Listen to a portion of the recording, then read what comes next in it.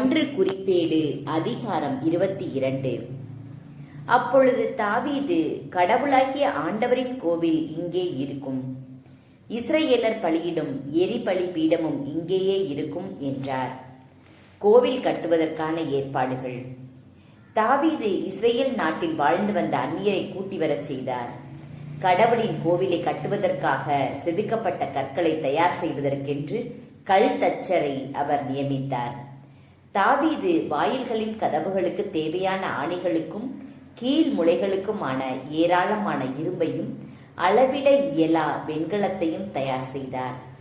அவர் எண்ணிலடங்கா கேதுரு மரங்களையும் தயார் செய்தார். ஏனெனில் சீதோன் தீரின் மக்கள் ஏராளமான கேதுரு மரங்களை தாவீதுக்கு கொண்டு வந்தார்கள். தாவீது, என் மகன் சாலமோன் அனுபவமற்ற இளைஞன். ஆண்டவருக்கு கட்டப்பட வேண்டிய கோவிலோ பெரிதும் உலகெங்கிலும் பெயரும் புகழும் மாட்சியும் பெற்றதாயும் இருக்க வேண்டும். எனவே அதற்கு வேண்டியவற்றை நானே தயாரித்து வைப்பேன் என்று கூறி தாவீது அவருடைய சாவுக்கு முன் ஏராளமான பொருள்களை சேகரித்து வைத்தார். மேலும் தன் மகன் சாலமோனை அழைத்து இஸ்ரேலின் கடவுளாகிய ஆண்டவரின் இல்லத்தை கட்டுமாறு பணித்தார். தாவீது தம் மகன் சாலமோனை நோக்கி, என் மகனே, கடவுளாகிய ஆண்டவரின் பெயருக்கு ஒரு கோவிலை கட்ட என் மனதில் நினைத்திருந்தேன்.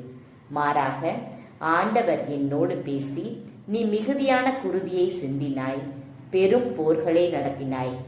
எனக்கு முன்பாக தரையில் நீ மிகுதியான குருதியை சிந்தியதால் என் பெயருக்கு நீ கோவில் கட்ட வேண்டாம். இதோ உனக்கு ஒரு மகன் பிறப்பான், அவன் அமைதியின் மன்னனாயிருப்பான்.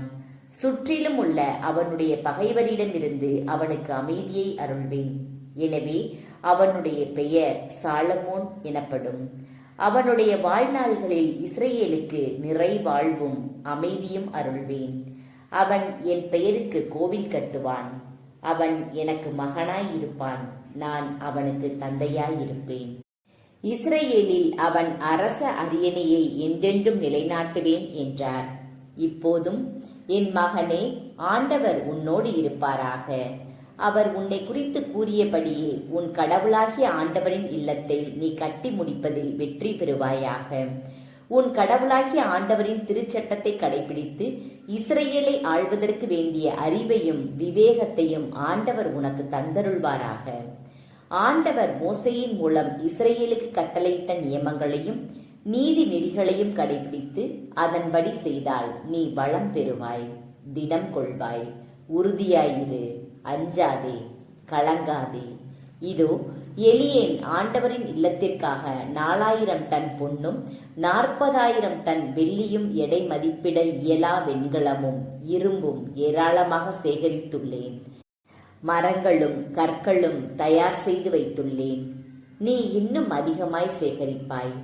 வேலை செய்ய திரளான ஆள்களும் கல் தச்சர், கொத்தர், தச்சர் ஆகியோரும் பொன், வெள்ளி, வெண்கலம், இரும்பு ஆகியவற்றை கொண்டும் எல்லாவித வேலைப்பாடுகளையும் செய்யக்கூடிய எண்ணற்ற கைவினைஞர்களும் இருக்கின்றனர்.